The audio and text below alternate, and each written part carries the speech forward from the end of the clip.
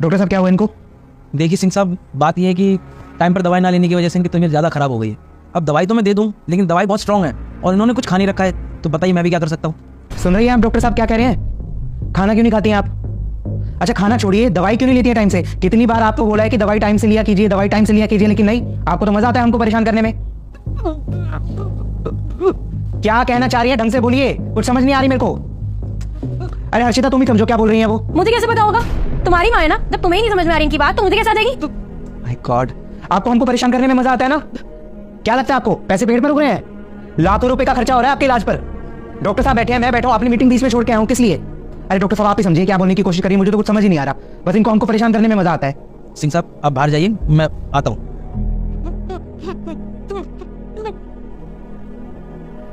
माता जी एक बात बताइए। पता नहीं यार, परेशान कर दिया इन्होंने, समझ नहीं आ रहा हो। तुम्हारा तो फिर भी ठीक है, तुम तो ऑफिस चले जाते हो, पीछे से झेलना तो मुझे पड़ता है ना।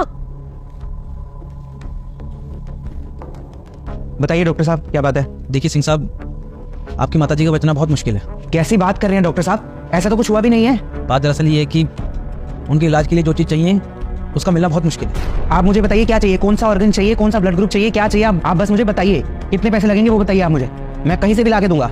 मुझे मालूम है सिंह साहब कि ये सब चीज़ें तो आप ले आएंगे, पर उन्हें जो चाहिए वो कहीं बाहर नहीं मिलती, आप लोगों के पास ही है। डॉक्टर साहब आप पहले बुझाना बंद कीजिए, सीधे सीधे बताइए ना कि इन्हें हुआ क्या है। मैं ये कहना चाहता हूँ कि आप लोग इतने बड़े हो गए हैं कि अपनी माँ को भी डांट देते हैं। देखा मैंने अभी किस तरह से बर्ताव करते हैं आप अपनी माता जी के साथ। इन बूढ़े माँ बाप को ना आप लोगों का ये बड़ा घर, बड़ी गाड़ियाँ, ये पैसे, ये सब नहीं चाहिए। आप उनको डांट कर बोलते हैं कि खाना खा लो। अरे सिंह साहब एक बार उनसे प्यार से बात करके तो देखिए। अगर आप उन्हें प्यार से कहेंगे ना कि जहर खा लो, तो वो माँ अपने बच्चे की खुशी के लिए वो भी खाने को तैयार हो जाएगी। सिंह साहब आजकल की जनरेशन ना बहुत एडवांस हो गई है। वो बच्चा जो पैसे का रौब दिखा रहा है, वो ये क्यों भूल जाता है कि उसे इतना कमाने लायक बनाया किसने? अरे इन बूढ़े माँ बाप ने अपनी सारी जिंदगी लगा दी आप लोगों को पढ़ाने में, इतना बड़ा बनाने में, और अब आप लोग उन्हें पैसे का रौब दिखाते हैं। और आप क्या कह रहे थे सिंह साहब कि उनकी बातें आपको समझ नहीं आ रही थी, वो बेचारी बीमारी के कारण तुतला रही थी, तो आप बहुत गुस्सा कर रहे थे। शायद भूल गए सिंह साहब कि जब आप छोटे थे ना और अपनी तोतली जुबान से जो भी कुछ मांगते थे, जो भी कुछ बोलते थे, वो माँ सबसे पहले समझती थी। उसे ये पता होता था कि मेरे बच्चे को कब भूख लगी है, कब उसे दर्द हुआ है, कब वो बीमार है। अरे सिंह साहब बच्चे ये बात कैसे भूल जाते हैं कि जब आप छोटे थे ना, जब बिस्तर गीला कर देते थे तो वो माँ खुद गीले में सोकर तुम्हें सूखे में सुलाती थी।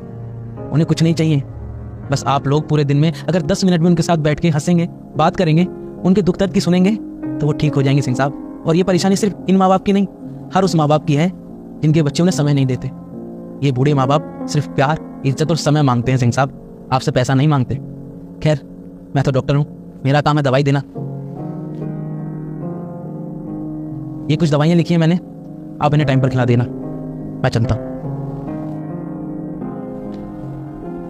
और हाँ सिंह साहब, ये दवाइयाँ सिर्फ पानी के साथ ही मत देना, दवाइयों के साथ थोड़ा प्यार, इज्जत और अपना कुछ समय अपनी माँ को जरूर देना।